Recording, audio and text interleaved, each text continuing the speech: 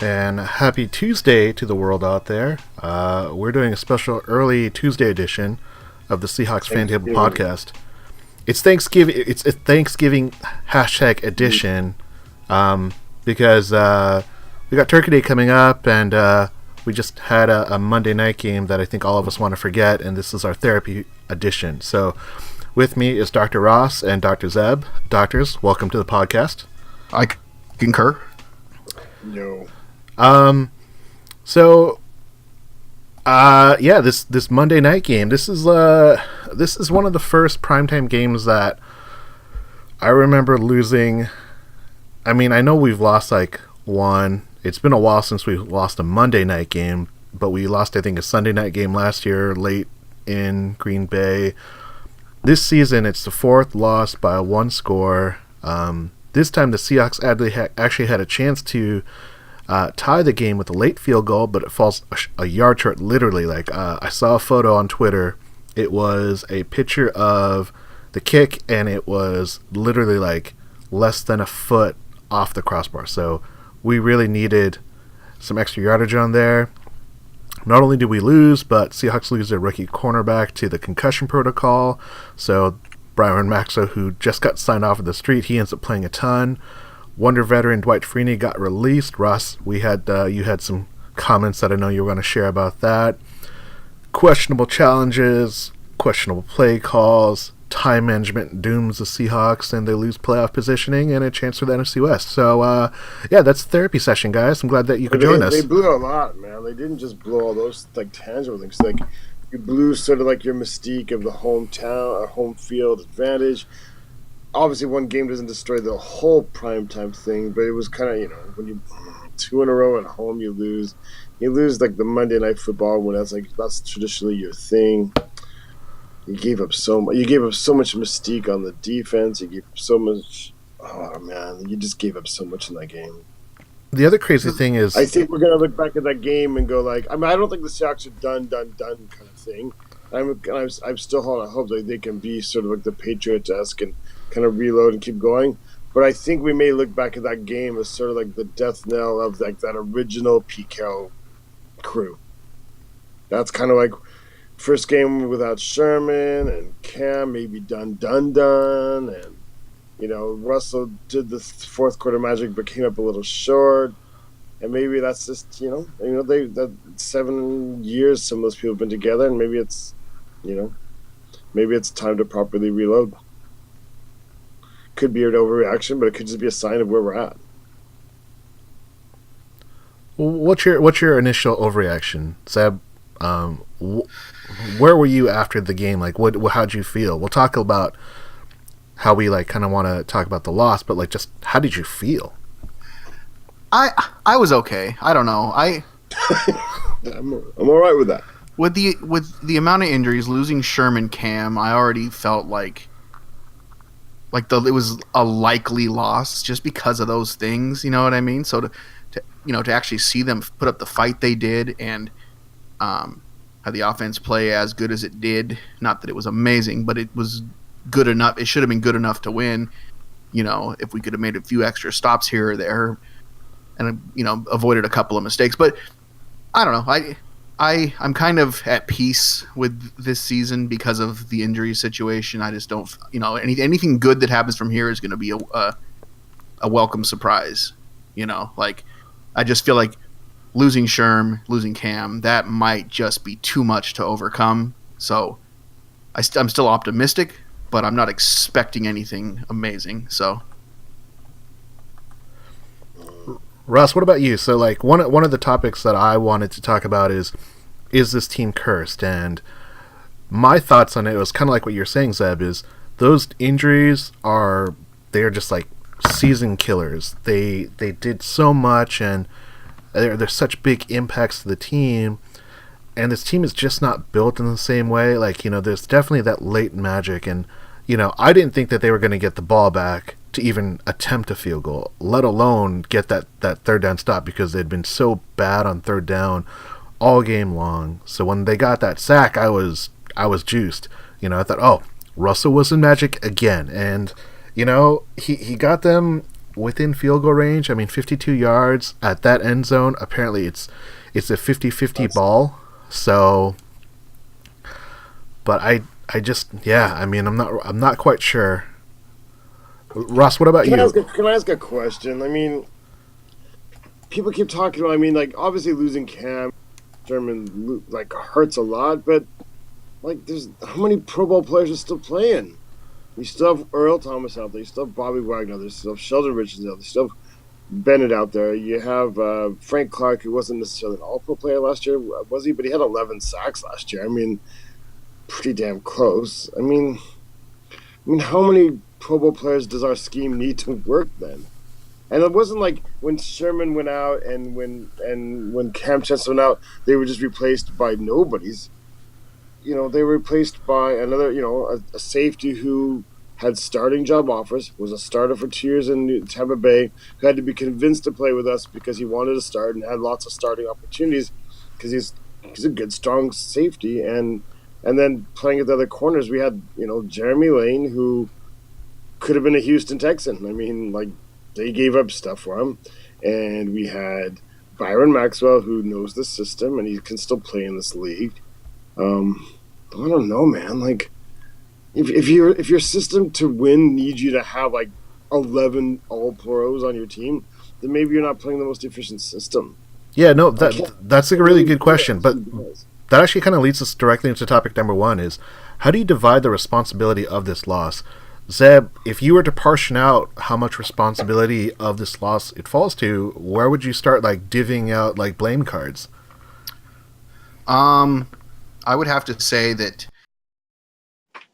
it's about 50% on injuries, and then 45% on coaching, and then 5% on Blair Walsh for having a weak noodle leg. Yeah. I think a lot of people want to be like a little nice to Walsh, but a lot of people also want to be really angry with him. Well, I mean, you can't.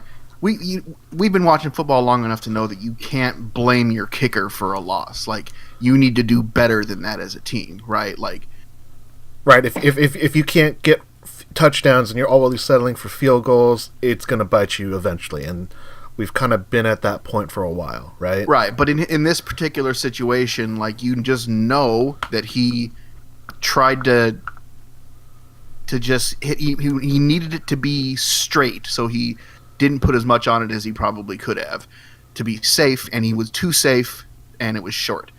So I think it was a mental thing for him, basically, because of those 3 field goals he missed a couple of weeks ago. But I think, Pete, I really think that the one play in particular, the clock management was an issue, but the fake field goal in a completely unnecessary situation, and I think that really did hurt. We would have needed that field goal at the end. You know what I mean? Like, and there's no benefit to faking that field goal unless you hit a home run on it, which is so unlikely. Like, what are the chances that Luke Wilson's going to run it in from 40 yards or however long it was? You know, it's just not. It wasn't. So Ross, have you seen the frame? I've seen it. To Right. me, like, at the time, okay, if we're gonna take a second out and do therapy on that one play, at the time it happened, I was really enraged, and then I watched it 6 times now afterwards, and I'm like, yeah, I mean, I you know, like, if Jarrett isn't in there, like, that's a touchdown. It is. I don't see. I maybe the whole defense is committed. All of the defenses, like, well, like, all their defenses committed to like running up the middle. It's all right there. Like, nobody's got momentum to go outside except for 2 guys who are completely sealed off, right? Like, and Luke Wilson actually is damn fast. We've talked about that on this podcast, right? But I mean, to me, it's like, do you remember the NFC Championship game where John Ryan throws the touchdown to Gary Gilliam? Like, yep. It seems to be very, very kind of the same thing. Like, if that failed, you're like, well, what are the odds? Like, the punter's going to complete a touchdown pass to the left tackle. Yeah, but that's a totally different situation, though. Like, that's a game where we were failing miserably constantly and not being able to score. We needed to do something to score a point. This wasn't a game like that. This wasn't that kind of situation. I get it. I mean, I wouldn't have called it either. I'm not as hating on it as, I mean, I think there's a lot more questions. If there's if there's time left in the half, sure, maybe take the chance. I get it, but unless he scores a touchdown there, even if he gets a first down, we're still going to be lucky to have time to call a timeout and kick the fucking field goal. So. Yeah, I mean, I get it, but like you can't really like Pete Carroll's like philosophy when it benefits us, and then when it fails, go, well, now I hate it. I mean, like he saw there was 7 seconds left. He thought like, okay, we can kick the field goal, or we have a slight chance at a touchdown. If that doesn't work, we'll probably, he's like, we've practiced over and over again. If it doesn't work, then we're going to still kick the field goal with 3 seconds left. But we still have a chance at a touchdown here, so let's take the chance at a touchdown. Right. There's always the chance at a touchdown. And that's what he's going to go for, man. Every single time he's going to go for that. Except for all the other times when he just kicked the field goal. Right. So I don't know. Like I see him in tight games and when he's up against the wall doing this a lot. I mean, so I think it's quite similar to the NFC Championship game where he did the fake. So it's a situation where they get a look on special teams and they study and they practice. Say like, if we see a guy lined up over here, we're running the fake play. If we see him lined up over here, we're going to kick the field goal. That said, it's a defined thing that they have kind of looked into. That said, I mean, like Atlanta had some of the normal defense still out there. So that to me should have been like an automatic, okay, if they're going to do that, then we immediately call it off.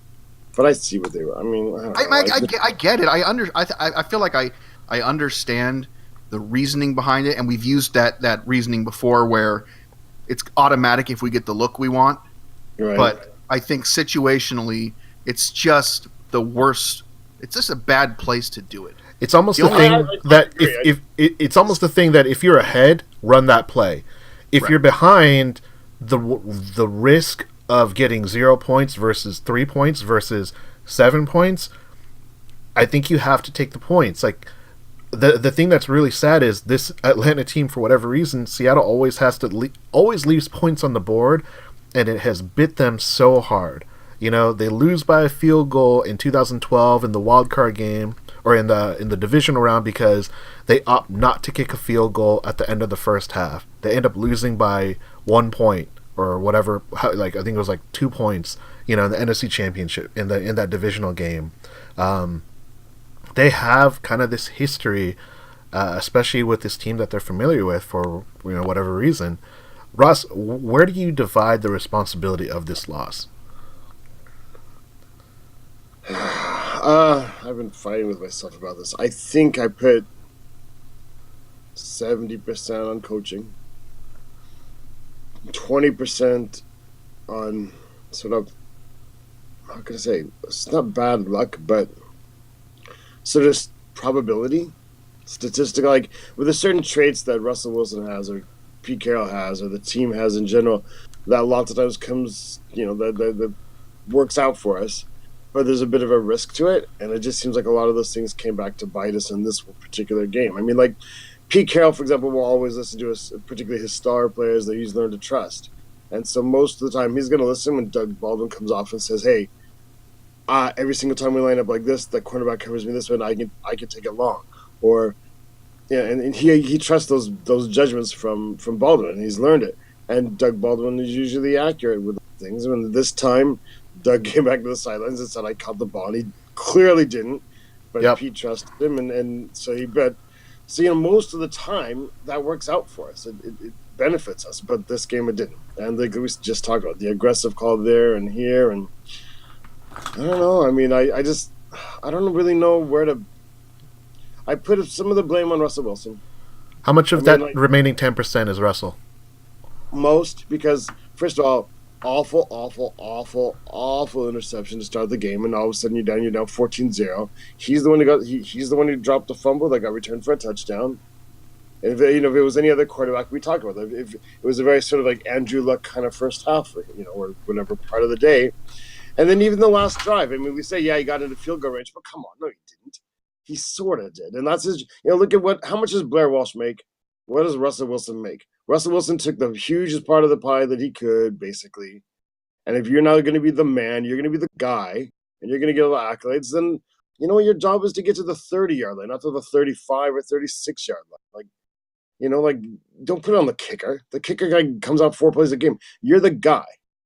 So make the right place, throw it to the right guy, get the field. That's your responsibility essentially, is to put the kicker in the position to kick the ball. It's not just on him to get it through.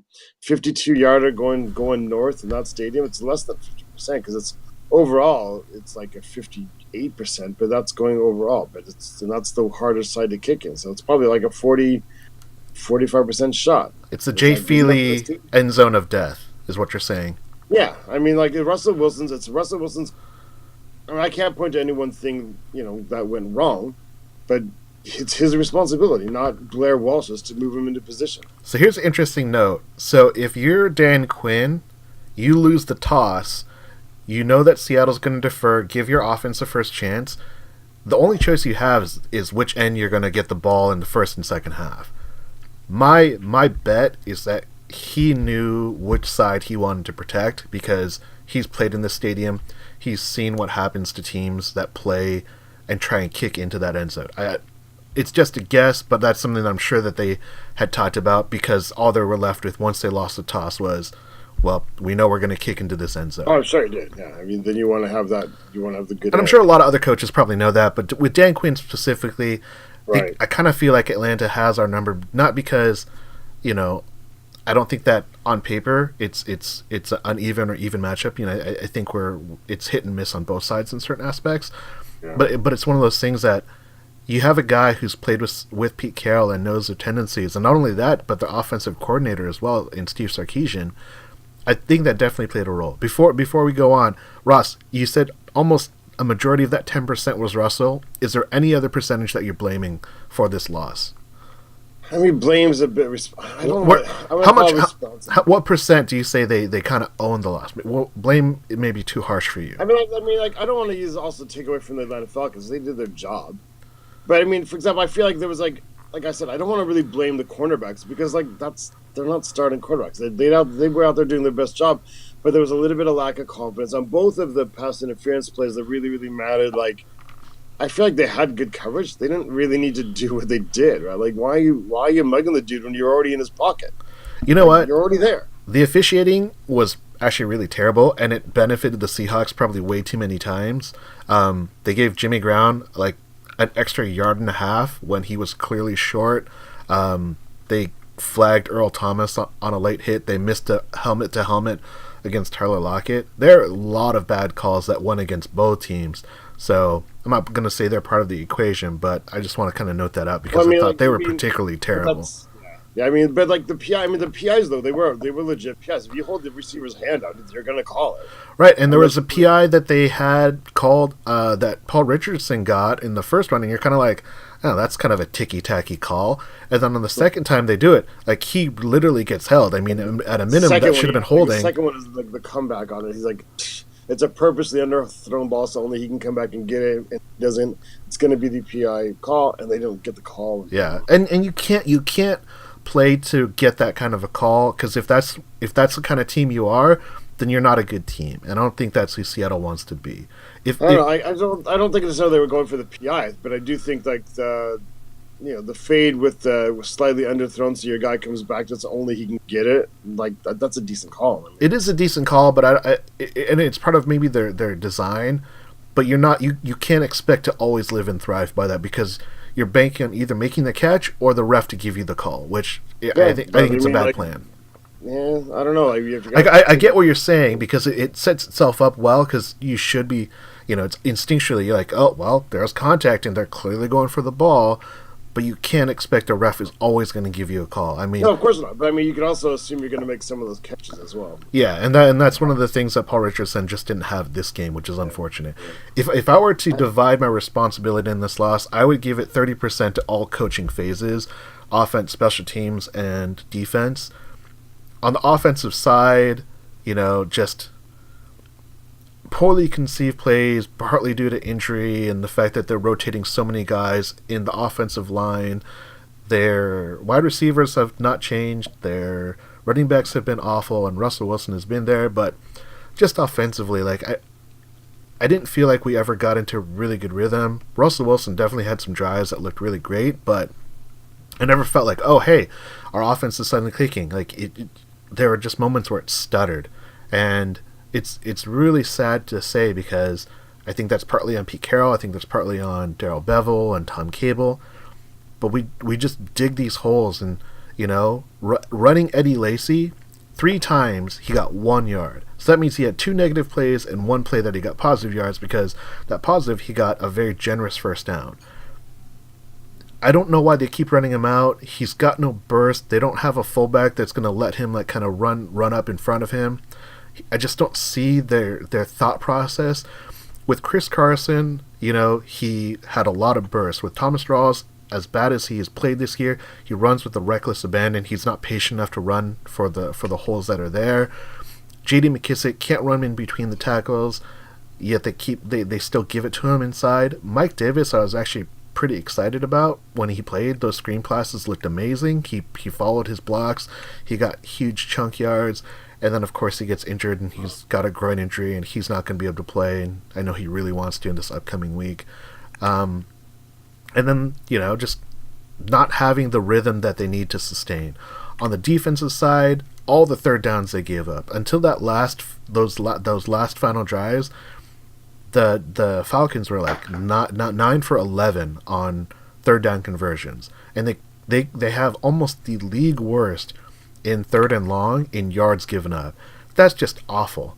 And that's the coaching. And it's sad for me to say, but if I'm going to fire anyone, I'm going to fire Chris Richard. I just don't think he's the defensive coordinator that's going to help us be where Seattle needs to be. I know he's a defensive secondary guy, and we have a really strong secondary, but it's just not enough. Like you were saying earlier, Ross. You have all these Pro Bowl caliber guys on the front 7, and yes, teams can play to kind of slow down the pass rush, but you can't be giving up third and longs all game long. That should be if you're getting a team into third and long, that should be an automatic stop for your team. There's no reason to give up more than 8 yards on a play that many times, and that's a huge thing. I couldn't understand some of his decision making. I mean, our 2 starting cornerbacks go out, so you want to give them help. So there's 2 ways you can give them help. You can drop more people into coverage and cover more things, or you can make it so they have to cover for fewer seconds by having more pressure, or by getting good pressure. And then you look at the talent on the team. We have a bunch of fair to middle-end cornerbacks as depth. We have good depth. If we have our starter cornerbacks up there, I think we have good depth at cornerback. I'm not too worried about it. But where do we really shine? We really shine on the defensive line and linebackers. Well, that's where we should shine. So that's where I'm like, why don't we use those guys to get more pressure? So instead of dropping 6 or dropping 7 or dropping 8, it's just a bunch of, if dropping 8 mediocre guys, why not have 4 or 5 mediocre guys in coverage, but they don't have to cover as long because you're using your star guys up front to blitz and get some pressure. But I think because their blitz packages are kind of terrible. Atlanta did a really good job against the blitz. You would think our base 4 should get normal package. We didn't get a sack until their last offensive play, and it was a case where Atlanta's look, we're going to go deep and try and get this first down, or we're going to take a sack. Okay, so it's time to admit that our defensive line is not as. I think it's coaching. I think we have a bad philosophy, because Michael Bennett. I think the thing is, the players are good, but the philosophy in which we try to play doesn't let them excel, and that's. Well, I agree. What I've been saying this since last year. I don't like every since 4 years ago. Every year they put tweaks and you have to, because you don't want it to get too predictable or too whatever, but. The tweaks the last 4 years in a row just seems like they're not going the right direction. Yeah, so I'm on the fire Chris Richard ship. Bring in Ken Norton Jr. Let's try and change it up. Just because I don't think we can have a secondary coach to create a good defense. Did we ever find out why Lofa Tatupu was let go? Did he just not fit in right, or what was up? It's never explained, because he's not with another team right now, so it's not like he went to another opportunity. Right. And then the 30% to the special teams, because I'm sorry, your special teams, it took you 10 games for Tyler Lockett to explode. That's what we've been missing so much this year, an explosive return game. So kudos to that. Kudos for a kickoff that you were able to recover. I don't know if that was on purpose, but it looked by design. Those are your positives. Your negatives were the special teams play where you go for it on fourth down and you get nothing out of it. You hold on the final drive, on the final punt that you get a huge third down stop with the sack, you use your last timeout, and you hold, you take away 10 yards from your team. I mean, how many times have you watched the special teams hold and all of a sudden a great return or a middling return just totally gets negated? And it's not just on punt returns, it's on kick returns too.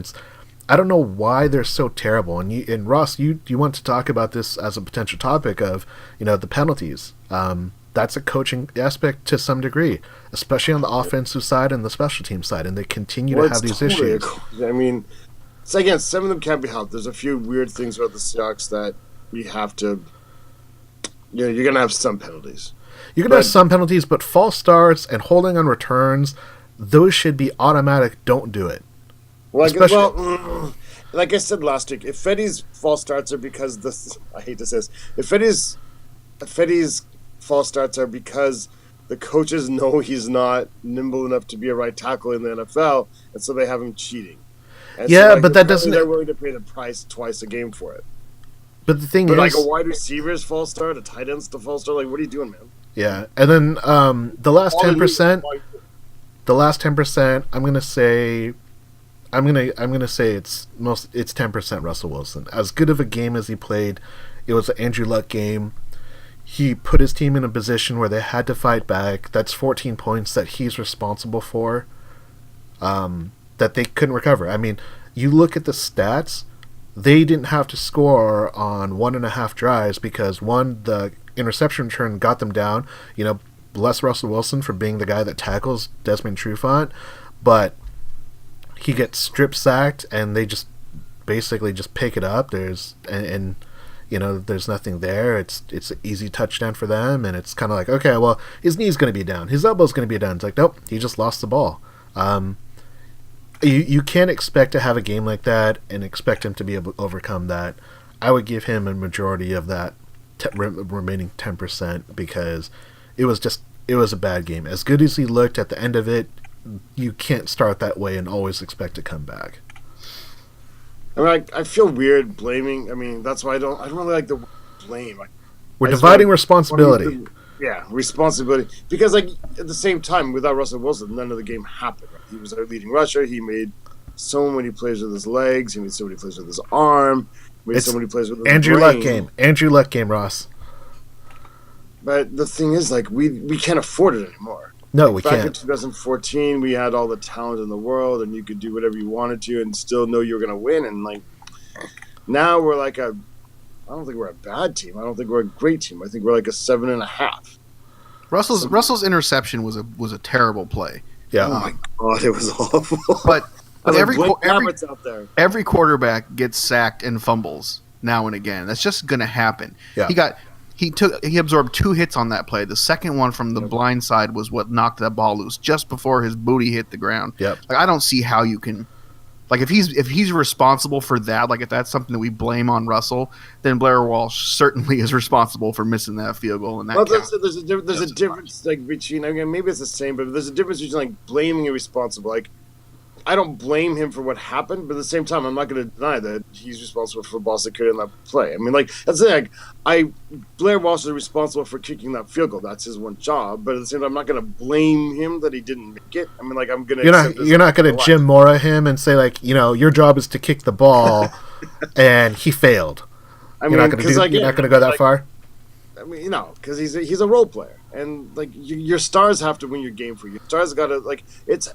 Role players have to fill their roles. Your star players have to fill out the rest of the game for you and put everybody else in a position to do to win. And this game, Russ did, but he didn't at the same time. It's kind of weird. Like I said earlier, man, I think it's a sort of a weird probability thing. Everything in life is probability, and a lot of bad percentages came back.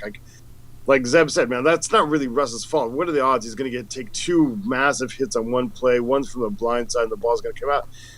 And it's going to be the same game where Doug Baldwin thinks he caught the ball when he didn't, and it's going to be the same game that the cornerbacks have insecurity complexes. Even though they have good coverage, they're still all over the guy. That's part of the philosophy. Well, Well, let's turn this healing session around and let's go to topic number 2. So this is a more positive issue. Topic number 2. So thank you to Tony for providing this insight. So shout out to Tony. Shout out to Tony there. Seahawks are top 5 in lowest dead money. What does that mean for the future? So dead money, if you're not familiar, it means that you have cut guys or traded guys away, and you've taken a cap hit that counts for the money that you're not paying them, but you basically owe money to, but you can't use it towards your salary cap. So it's money that's unused. There's a team out there, I forget which Tony said, but it's like there's a team out there, like I think the Chargers, they have like $30 million in cap. So their salary cap of 160 million. Their salary cap of 160 plus million, 22 million of it is reserved for players that are not on their team. They just got rid of them and said, you know what? We're just going to eat a $22 million hole that we're not spending towards, but we're not getting out of it either. So, Ross, what does this mean for your future? We talked about this a couple podcasts ago. We talked about the difference between aging and veteran. I said it was veteran. I think you interpret that more as aging. I do think that they're aging. But what does this mean for the future? They have money that's going to be available. Once these guys' contracts fall off, you have a lot of guys that are, going to have no contract in the upcoming years. What does this mean? What do the Seahawks have to do for the future, especially if we it's a bit of a good omen in the fact that means like up to John Schneider and his room of capologists have done a really good job with things, and they've predicted the future pretty well with who should get a big contract, who you can trust with the big contracts. So that gives me hope as far as, they obviously have some work to do in the offseason. And then we have a lot of people whose contracts are expiring, and they're going to have to make a lot of hard choices. So they'll have the maximum room possible to play with that. They haven't penalized themselves. I think they partly lucked into something. We wouldn't have Marshawn Lynch's contract if he hadn't come back. It would have counted against it a bit. If he had unretired and the Seahawks had kept him, they would have been over the cap based upon his salary. No, but I mean, like the fact that he came back and anyway. No, if he stayed retired, they would have had to. They hadn't asked for his bonus back. They would have actually. No, they already ate his money when he retired. So you can't. It's all done. You can't. It's not like baseball where if they retire, their salary disappears, but you still pay it. In football, if a player retires, you still eat their cap. So it's not you can't coerce a player hey, if you retire, we'll take care of you under the table because you're not a part of the team anymore. But if you retire, we regain your cap money. So it's a way to stop cheating. You can't force them to pay their money back in the prorated part. But in any case, I mean, it's a good sign as far as John Schneider's abilities, but man, I just feel like John Schneider himself as well, just in the last couple of years, has had a couple down years. So he'll have maximum flexibility for what, as far as not paying any money that's not helping the team. And that's a good sign. Because some people, like you said, one of those teams out there's like $22 million in dead money. That's six. That's a quarterback. Players. I mean, that's one pro, high level quarterback or 6 decent role player kind of people. That's a lot. But so we're in good shape for that. I just hope he uses it right. I'm afraid. I feel like we've somewhat kind of lost our magic touch, and we have to do some sort of ceremony to get it back. Zeb, what about you? What do you think about cap space and money and the Seahawks' future? Oh, I hate thinking about it. I don't know. I'm not a cap guy. I'm not a money guy. Zed's head is literally spinning right now. What I think it means for the future is at least we don't have a whole bunch of dead money that we have to worry about. So I think that's good, right? Yeah. How much do you trust Schneider right now? At this point, with all the information we have right now, how much do you trust John Schneider to use it all right? I don't know, 77%. Does that sound about right? Pork chop Womack percent. No, it's good. It's obviously it's good money management. It shows that he's doing his job the way we all hoped that he would, and he's doing it better than most of the other guys in the league are, I guess. And then it gives us, it maximizes our ability to have money to spend. So, kudos to Mr. Schneider because I'm sure that shit's complicated. I mean, I can't imagine how much work and thought and calculating goes into doing all that stuff. And it's not even just the math; it's the character judgments. Like, you have to be able to exactly judge like who you can give a big contract to, and they're not gonna, because that's where you get the problem, right? You give somebody a big contract, as soon as they get the big money, they relax and they're no longer worth it. You have to cut them, and all of a sudden you've got some dead money there. Yeah, they've done such a good job of getting the right character. They go all Aaron Curry or John Moffat on you. Yeah. Yeah. Right. Yeah. I definitely take this as nothing but a positive sign, because I remember the first year of the Pete Carroll, John Schneider era, they made over 200 transactions. They're bringing in guys left and right. They're cutting like guys left and right. Like, I remember when they cut TJ Hushmanzada, and I'm like, what? That guy just got signed. I know he didn't get signed by Pete and John, but they just like cut him after his first year with the team, and that's a ton of money that they had to eat. You know, I was so outraged. I'm like, I mean, like, you have to pay away. He's not good to be our fifth wide receiver. Exactly. What message are you sending? You know, and then they're in this situation. And it's kind of funny because you look at. I want to say that when Mike Holmgren took over the Seahawks, he made a lot of unpopular moves because of the cap position that they were in. They had to make moves and decisions on who they were going to keep.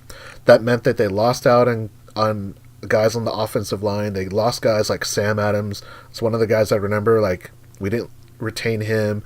Michael Sinclair was another guy that I really liked, and he wasn't retained either. And a lot of it was cap money. Like, you know, the team wasn't managed well when it came to cap, and, you know, Mike Holmgren had to clean it up, but he didn't do a great job either. The Seahawks and John Snyder and Pete Carroll, they've done a really outstanding job, and, you know, they've made bad signings.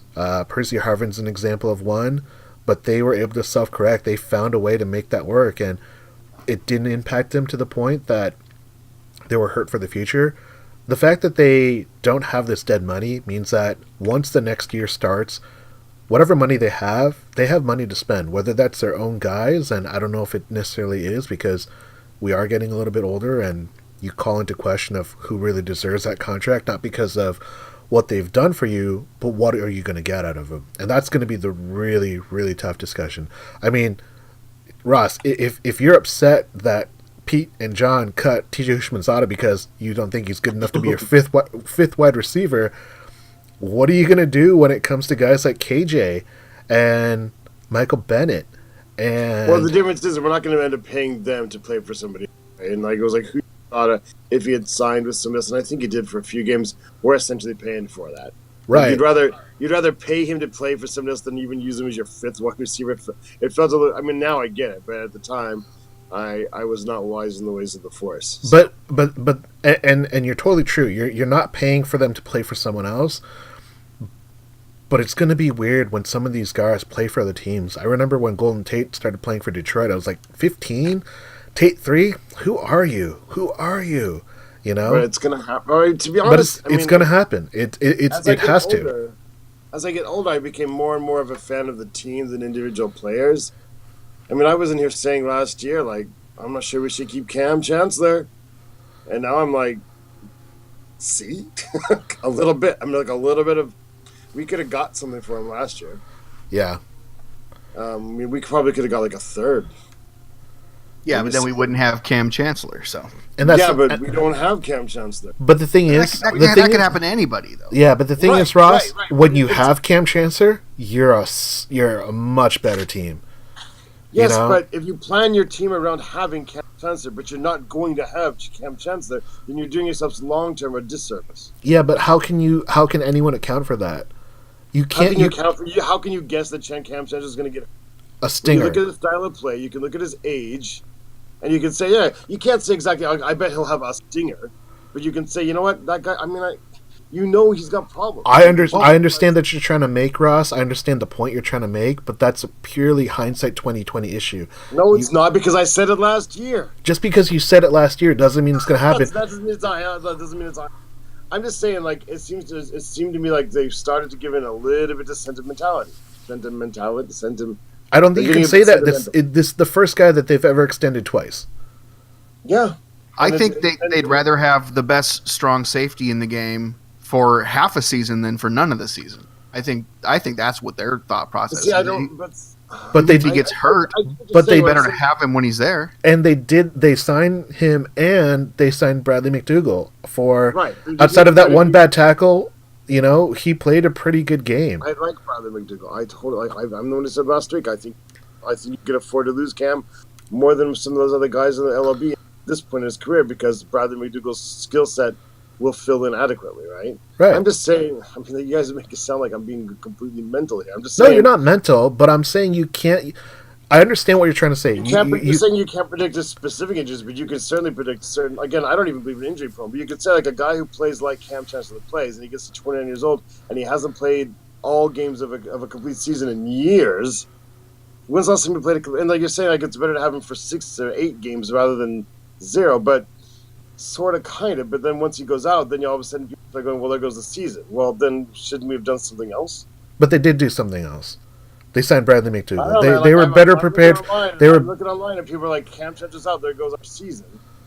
Well, you shouldn't be just having a situation where you completely depend on a guy who's never completed a complete season in 4 years, 3 years, 4 years. Well, they should have joined our therapy session, and they could have been here with us. They could have been. Again, guys, it's not like I hate Kept. I'm just saying, like, if you want to be really, really, really businesslike about it, and you want to play math about it, like Moneyball completely about it, then last year you get a second round for him, and you keep the extra money that you extended him. You get another quality player at a really, really cheap price, and then you also have some extra money to beef up that position or another position. Maybe we could have got another cornerback. I think your logic is totally fine. I don't find any fault with it. I think it's something that they obviously don't subscribe to. They have not decided to take the Patriots approach. I worry that right now they're starting to get a bit sentimental. It's one signing. I would wait to see us getting bitten by it more times before I think it's a trend. No. All right, we'll see. All right, let's talk about more recovery, and we're going to move on to topic number 3, the Homer Corner. So, Zeb, what is the best way for a fan to recover from the loss? You seem like you were the most well adjusted to the loss. How do you get in that zen-like state? Well, I'll give you the best way to recover from a loss, and then I'll give you 2 options if that doesn't work. All right. Thank you. Is that fair? It's great. The best way to recover from a loss is to not let it affect you that much in the first place. But if that fails, if you can't use that, if you do have trouble dealing with a loss, then in my experience, the best 2 ways are A, focusing on other things for a few days that aren't football. Go out and enjoy yourself doing other things. Watch your favorite shows, read your favorite books, kick a baby, whatever, you know what I mean, that you enjoy doing. The other thing is if football's that important to you, then go back and watch and relive and re-experience and enjoy some of your favorite moments, some of the better moments, to help you get you into better spirits after the loss. Good advice. Ross, what about you? How you have an interesting situation because you like primetime games because they're like early in the morning for you, right? Yeah, they're not in the middle of the night. They're at this time of year. They're at 10:30 in the morning. So you have like they're basically like a regular morning game if you were on the West Coast, but it's obviously a different time zone. So you have a whole day to process a loss like this. And just yell at everyone at work, tell them, get out of my office! Yeah, I mean, like, I was not a pleasant person to be here. I didn't even realize how bad. I went to the gym last night around 7 o'clock at night. So it'd been like 9 hours. And I was a complete jerk at the gym. Like, you didn't wipe down your bench. I was like people are like, dude, you have to write down what time you're gonna be done with this machine on the whiteboard. Like, there is no machine. There is no whiteboard. Rather, no whiteboard. Go talk to the staff. You want a whiteboard? I did not. The thing is, like, I denied it. But I sort of felt it coming too. But I was like totally in denial, trying to convince myself to not be a negative Nelly and to expect the win and then. And at one point, I sort of let myself mentally give up, and then they got the ball back one more time, and I even like made Tony had decided to like not watch the game anymore. And I made him go back watch the game again, and the fact that they sort of had lost it in my mind and then came back and really lost it, that really made it harder. I don't have an answer for this because I don't know how to get over it. I don't know how to get over it. Yeah. Only time will cure the wounds. I'm going to take Zeb's advice and go watch some highlights of 2005 or something. No, don't do 2005. Don't you do 2005. Steer clear of the end of that one. Well, the 2004 championship, 2005 championship game against the Panthers, that's like one of my all-time favorite games to watch. Oh, that was such a good Watching beatdown. Steve Smith going to halftime, like having 4 fingers up in the air. They're guarding me with 4 people. Yeah. Yeah, and they couldn't find anyone still. Yeah, I definitely had more of a Ross night than I did a Zen-like moment like Zeb here, unfortunately. So kudos to you, Dr. Zeb. So it's Monday night game. It's Thanksgiving week, so my kids are kind of off school. They're not normal school hours, so we let them stay up, watch the game with us for a little bit. And, you know, my kids are young. They don't love football. They don't understand the rules. They're not interested enough. They're like, which team should we root for? The Seahawks, the blue team. You know, they don't care enough. It's not their fault. So I was definitely getting a little testy, and when that game was not going well, I, definitely lost my cool. I didn't yell, but I was very stern, because anytime the Seahawks failed to score, my son would be like, "Oh, they're losing." It's like, don't talk about it. The game's not over yet. I don't watch your movies and say that guy's gonna die. The end of the movie's gonna be terrible. I was a little bit of a jerk, so I apologize to him later. I'll give him more cookies or snacks later on to make further amends. Christmas is coming. But yeah, but this game was really tough. So I don't know if there is a best way. I like what you said, Zeb, because I do think that is something that we have to do. I mean, fans short for fanatics, and there are definitely people that take a loss really hard, and there are other people that take a loss okay because it is just a game. My boss likes to make fun of me and the other people in our office that love the Seahawks so much, and he says, how can you guys let your entire mood be based upon something that you have no control over? And it's true. But the fact of the matter is, at the end of it, I still love football. And I want to give a special shout out to Lyman, because he posted after the game, I'm going to read this quote. The topic was, "I love this frickin' team" on Hawkscast.com.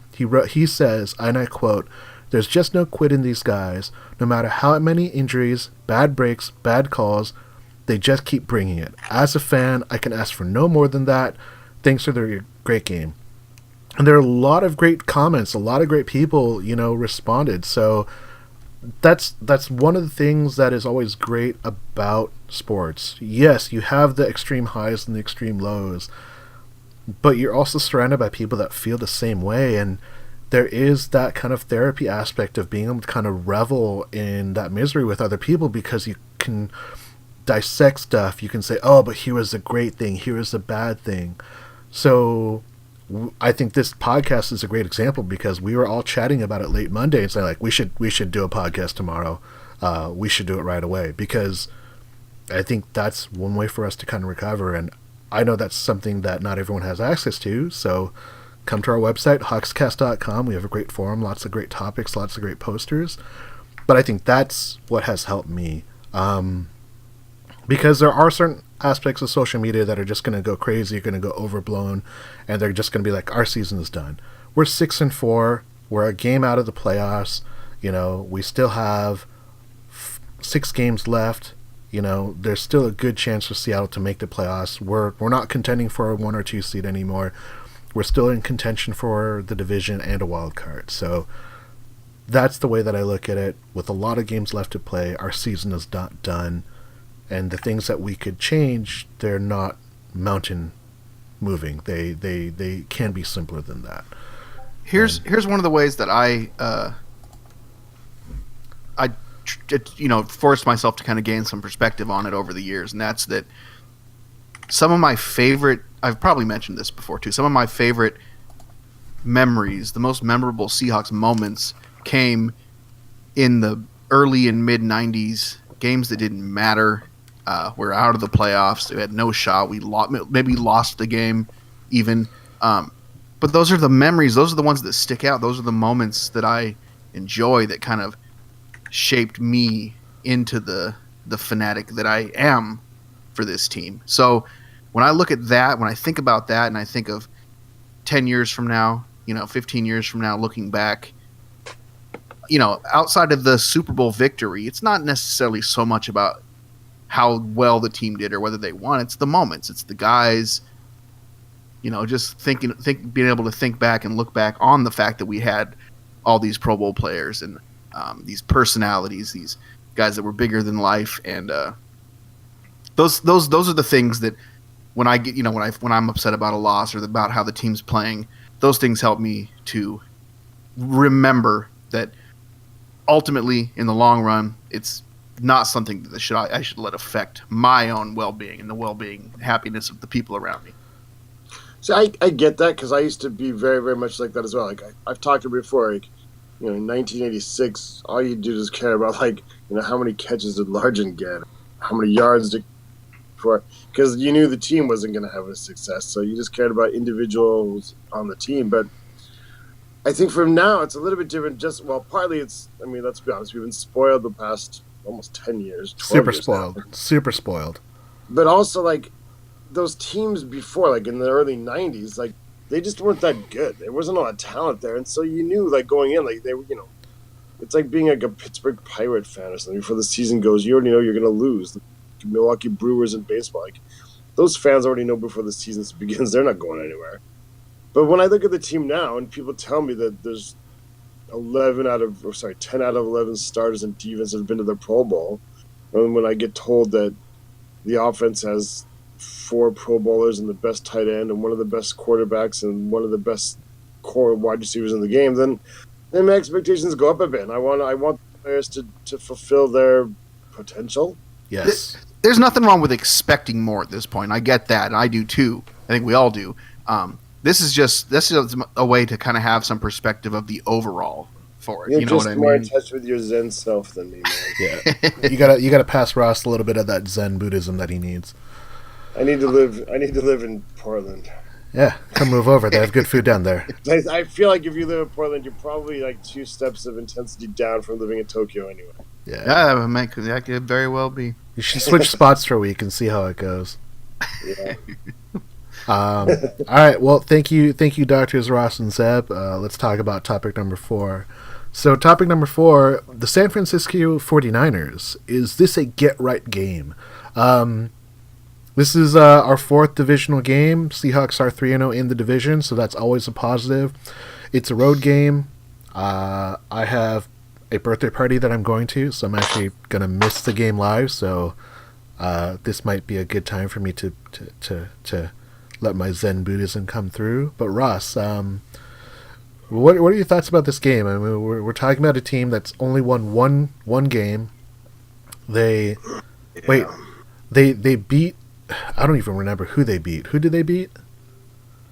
The Giants. The Giants of all teams, and the Giants beat the Chiefs last weekend. So, and we're talking about a team that is not good. If Seattle loses this game, it means something totally else. But if you're going to lose to Atlanta and you have a chance to come back and play a San Francisco team, I mean, it's the team you want to play, I suppose, way back. But at this point, I'm already starting to take nothing for granted. I certainly don't call it a get-right game, but I'm kind of clinging to the possibility that, okay, so this is a quick example. This past game was, like we said, a late game. So here was mid-morning, just talking to my friend a little bit when they contacted me in the morning. I'm like, I'm TX game, and they're like, well, are they gonna win? I was like, it's kind of undecided right now. I'm like, well, that's the best kind of game, isn't it? That's the best kind of game. I'm like, no, it's not.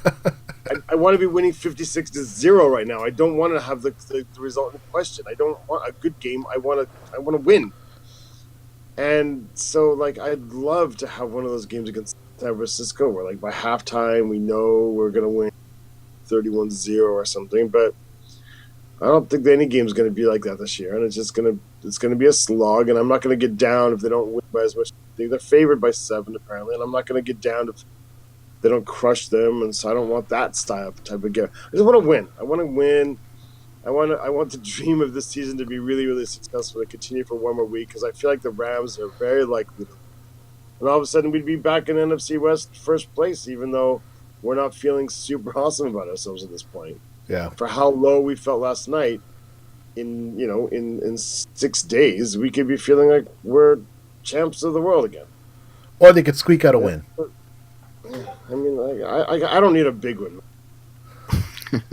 2-0. That's fine, man. Like 2-0. 2-0, and Iwakuma strikes out 7. That's fine. Zeb, what about you? I know you're in town for Turkey Week, but what's your take on this game? Are you going to be watching it with family? Oh yeah, I'll be watching with my pop like I always do when I'm up here, and I feel like this could feel like a get right game if we go down there and we mop the floor with them, or at least win in a fairly convincing manner. It's probably going to feel like a get right game, but I don't think it's going to do anything to like change the rest of the season. We still got some pretty tough teams we got to play coming up. I also think that this is kind of it's almost like the Niners at this point in the season are one of the teams you don't want to play. They've lost a lot of close games this year. They mollywopped the Giants when we didn't beat them that badly. They what the Giants? Mollywopped them. What does that mean? What do you think it means? Google it. UrbanDictionary.com, Ross. Is that a word? Yeah, it means we stuck our foot right in their pee hole. Mollywop.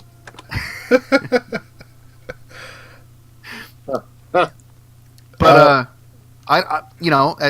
I feel like we're kind of in a volatile situation right now, where we know things are not going the way we want them to, generally speaking, and to go on the road. It's on the road, right? It's in San Yes, Francisco, Yeah, Santa Clara okay. to be exact. Yes. Yeah, just outside of San Francisco, California. Yeah. It's not just outside. It's like a half hour. It's more than a half hour. It's like pretty 45 far. minutes, isn't it? That's just outside. Is that not just outside? No, it's Tacoma's not just outside Seattle. Yes, it is. I mean, to the rest of the world. Well, yeah, I mean, that's why they call Tokyo Disneyland. it's like saying the Giants and Jets play just outside of New York.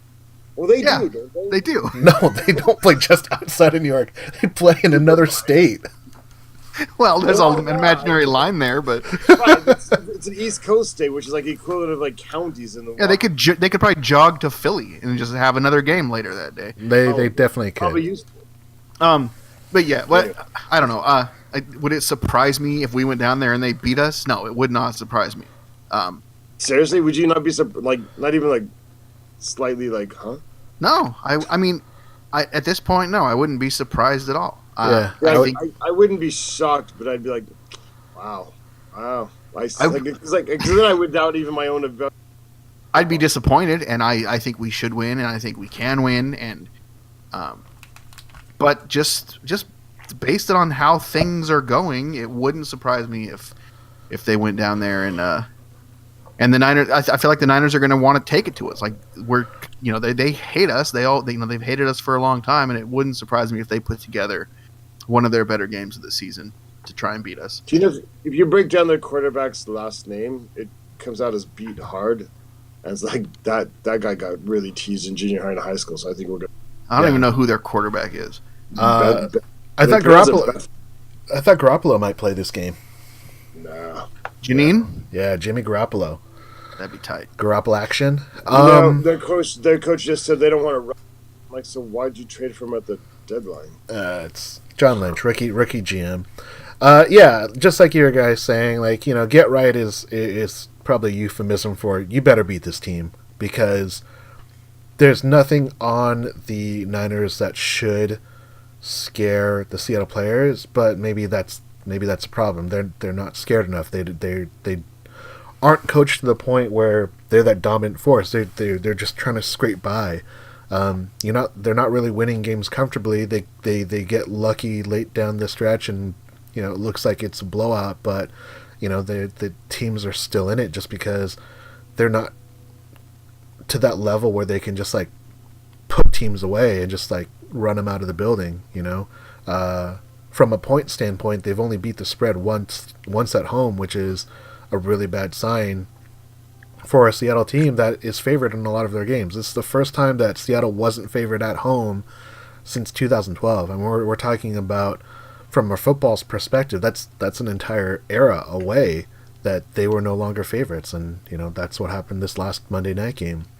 So, like you guys are saying, it's a team that they should beat. If they lose to them, it explains a whole nother story, and that means that we're looking at our future in a much different light, because even though they're 6-4, being 6-5 with 5 games to go, that's even further behind the 8 ball, and just the NFC in general is just a lot better this year. It's 11 wins is not a guarantee that you're going to get into the playoffs, because tiebreakers are going to come into play, and you've lost a lot of pivotal games that are going to hurt you. So it's not where you want to be as a fan. It's not where the Seahawks want to be, but it's where they're at.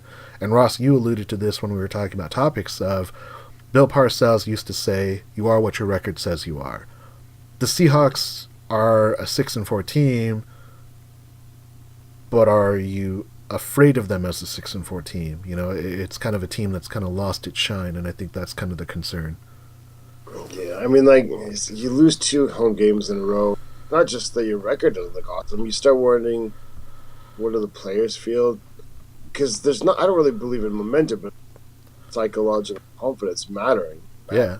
But here's the thing, though. You flip 2 of these games and they're 8-2, and all of a sudden it's a world difference. And any 4 of those games that they lose, those are all games they had a chance to win. They just obviously didn't play well enough, and kudos to the other teams that beat them. But but Super Bowl teams, either by luck or by chance or by destiny or by talent or fighting for that 1 extra inch here or there. Six games left. They could build up all the momentum and become the scariest team. That's what happened in 2012. That's what the Giants did. 5-5 one year. Last year we were. Let's see. Yeah, it was a couple years. It was one year everybody was worried about like the 6-game cauldron that we had to go through, and it was fine. I feel like that was 2 years. I mean, ago. 5-3 is tied for the 3rd best start we've had. In the first half of the year we started 4-4, 7-1, 5-3, 4-4, 5-2-1, and 5-3 this year. That's resulted in second half records of 7-1, 6-2, 7-1, 6-2, 5-3, and we're now 1-1 in the second half of this year. So I mean, there are. I can make it to be optimistic. I can say the Seahawks now admit that they're passing, and like now they're going to be a few games into that era, and they're making adjustments still.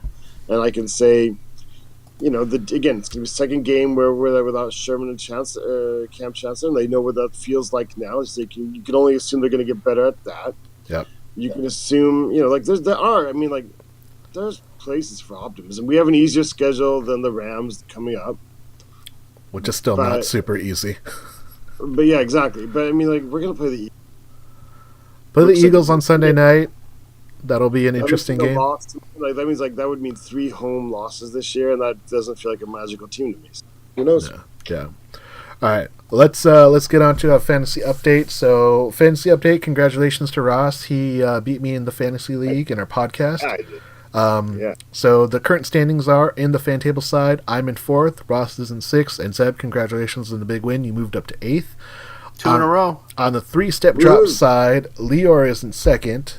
Matty is 3rd, and Coleman has dropped down to 11th. So they're looking good with their top 2 guys, but Coleman in 11th is in a pretty bad spot.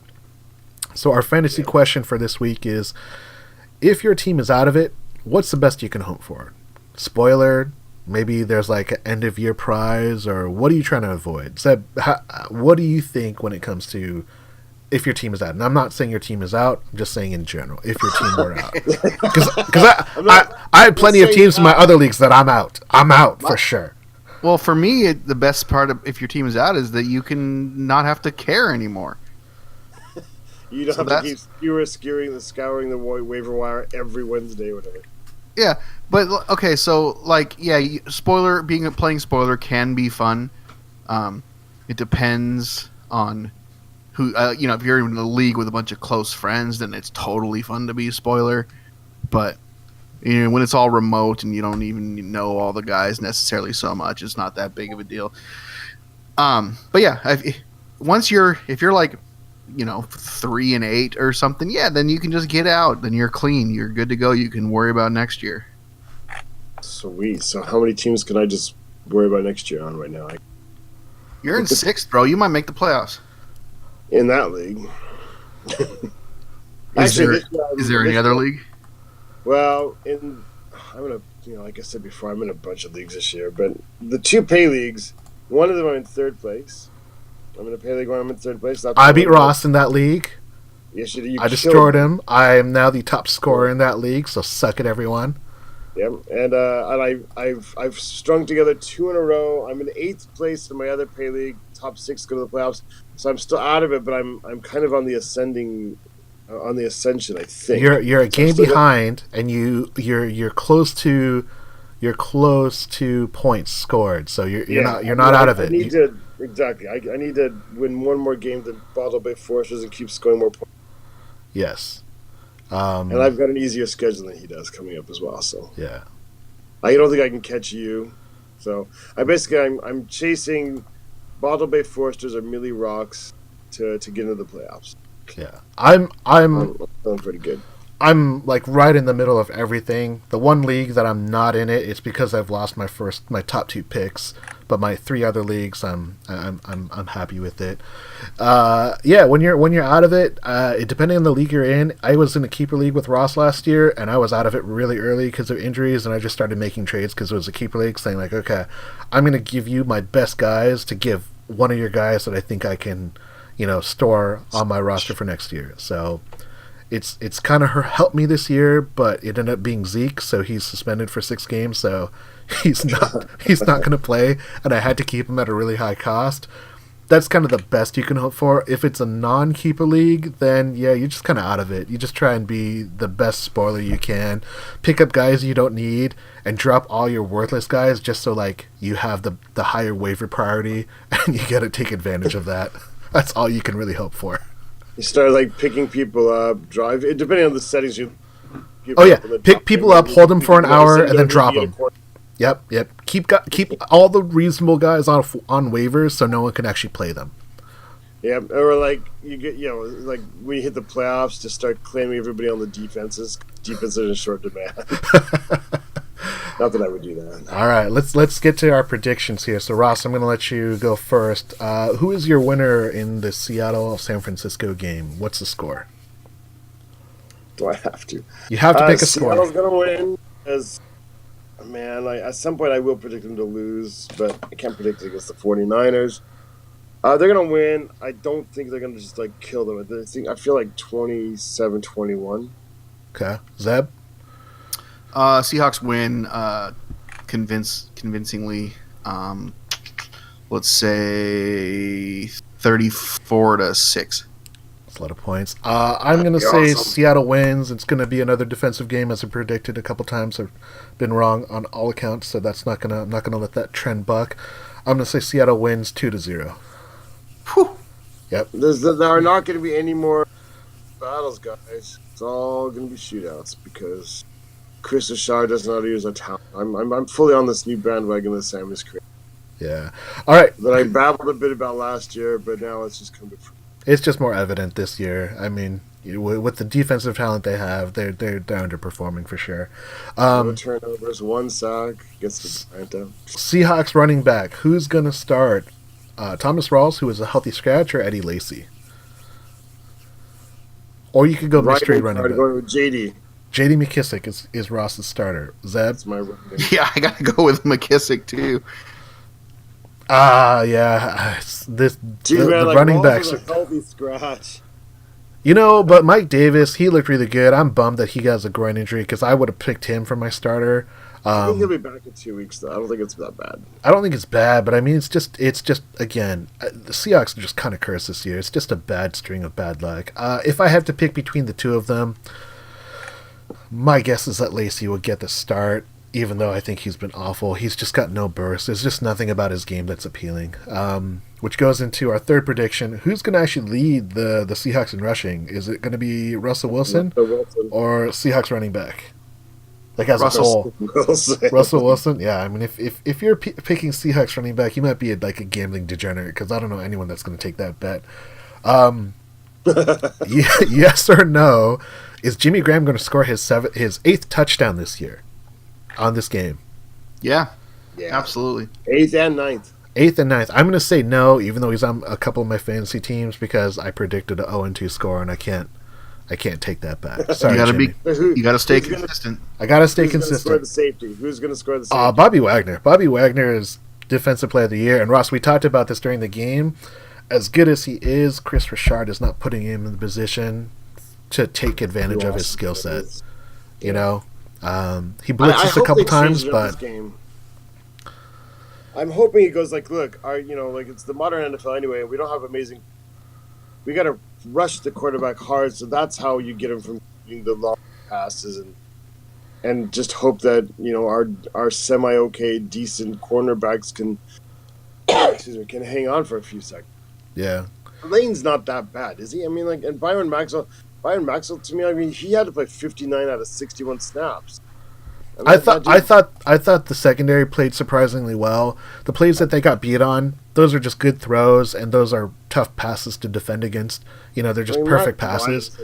And the catches they had on the sidelines were amazing. Like the multiple times they just had toes in. I mean, Seattle had their own plays as well, but it was just always on third down. It was super demoralizing.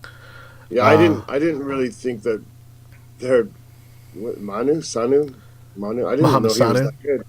Yeah, one-handed catch. I didn't know he was that good. I'd say he's an underachiever. Really, he should be better than he is. Yeah, back in the day when he was with Cincinnati, I would always draft him for fantasy. Perpetually disappointed, and all of a sudden he's legit. Yeah. All right, this one's a tough one. Over under on penalties, 10.5. For Seattle. What do they call it when you actually get exactly 10.5? Push. Push. It's going to be a penalty that's not accepted, but it's still called. We'll count it though. Yeah, something like that. Over. I'd have to say over too. Seattle's 11 or 12. 13. I'm going to say 12. Penalties. I'm going to say 12. Zeb with 10.5. All right. 7 by the offensive lineman. I think we'll get 9. I think we'll. Zeb going to take the under. Yeah, I think we're going to underperform. If Eddie already has 2, that's true. They've already clocked him for 2. Zeb, who's going to be your surprise player this week? I don't. Surprise player. Let's say Byron Maxwell. Oh, you just took mine. Good player. Okay, I'll change mine to Paul Richardson then. That's not a surprise, is it? Is there a surprise, really? Yeah. I got 2 surprises. Oh, Nick Vannett. Ooh. Yeah, Nick Vannett. We do tend to have our second and third tight ends do okay against the Niners, so that makes sense. Yeah, I think on offense, Nick Vannett's going to score his first NFL. That'll be 3 touchdowns to tight ends. And on the defense, well, we'll split. We'll just kick Byron Maxwell right out because we both picked him, and I don't know anybody else. Sheldon Richardson, I kind of feel like he's going to have a big game again. But I don't know if that's a surprise. My surprise player, I'm going to pick Deion Jordan. I think he's been a bigger addition than I thought. I picked Nazir Jones last week, and Nazir, I thought, had a good game. Obviously with the run stuffing more so than the sacks. But I'm going to pick Deion Jordan. I think he's played really well in the limited opportunities he's had, and his physicality has shown up. Again, I don't think we're taking advantage of that because we're not seeing enough pressures, we're not seeing enough sacks, we're not seeing enough hits, but it's also by design, defenses and opposing offenses are kind of game planning against that, so it's kind of a tough thing. But yeah, that's our predictions, gentlemen. Thank you for the therapy session. Shoutouts. I got a few shoutouts. Shoutouts to the Seahawks and Darrell Bevel for running some screenplays. That was badass. Shout out to Russell Wilson for having a great game on the ground. Some of his runs were fantastic and beautiful, especially when he juked old Beasley out of his socks on the one play. When he cut that one inside, and the guy just like, it was like that commercial, that roller skate commercial he has. Exactly. That was beautiful. And go to triplebpodcast.com and also go to chasesbrowneye.com. New podcast for the Triple B just came out the other day, so check it out. Ross. I'm supposed to shout out to the Seattle Sounders apparently because they won or something in Houston today and something. They won the first leg of the aggregate. Yeah. One of the reasons why I can't stand MLS playoffs is they play 2 rounds of aggregate. So away goals are worth more. So technically, Seattle has not scored 2 goals; they've scored 2.1 goals. So if Houston scores 2 goals and then it'll be tied, and then it'll go to shootouts, and it'll be a pain in the ass because it's just gonna be another week of MLS I won't care about. And until their season's done, Seahawks can't paint their end zones blue. That's a problem. We need the blue end zones. That helps us in the second half. I'm going to share one more story as well. I forgot. All right. So today the Raiders fired they fired Ken Norton Jr., their defensive coordinator. We talked about that. Yeah. I have a cataract, right? So in the morning when I first opened my eyes, I can't see very, very clearly. So I woke up this morning and looked at my iPhone, and I could tell from the color I had like an NFL update. And my eyes, like your eyes kind of see what they expect to see first. My eyes totally read it as like Seahawks fire offensive coordinator Darryl Bevell. As of like 30 seconds, I was like really confused about how to feel. Like, oh, like that's great, but that's such weird timing. That game wasn't on hand. Like mind games. I went and washed my face and kind of washed out my eyes and went back and read it. I was like, oh, that's nothing like I read. So at least I got to genuinely experience what I would feel like if they fired Darryl Bevell. Interesting feeling. Mind games. Happy Thanksgiving to everyone. Thank you for checking out the podcast. Go to hawkscast.com. Check out our forum. We got a lot of great conversations, great posters. Check us out on Twitter at Seahawks Podcast. We're on Facebook at Seahawks FanTable. I am Sam. With me is Dr. Zeb and Dr. Ross. Gentlemen, go Hawks, and thank you. Go Hawks.